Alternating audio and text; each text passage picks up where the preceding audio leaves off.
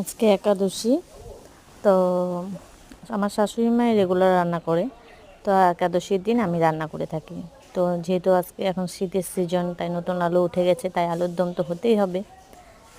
তাই নতুন আলু দিয়ে আলুর দম, আলুগুলোকে একটু ভাপ দিয়ে নিয়েছি, তারপর তেলে আগে ভেজে নিয়েছি, কারণ মশলাটা ফোড়নটা আগে দিলে পুড়ে যেতে পারে।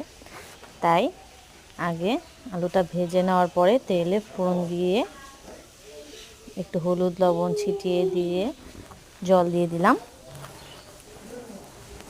তারপর জলটা যখন একটু ফুটে উঠেছে, গরম মশলা বাটা 3 চা চামচ দিয়ে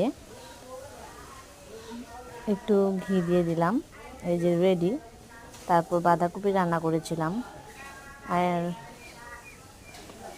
এটা মেয়ের সবজি। এই তো সাথে যে রুটি, ফুলকো রুটি।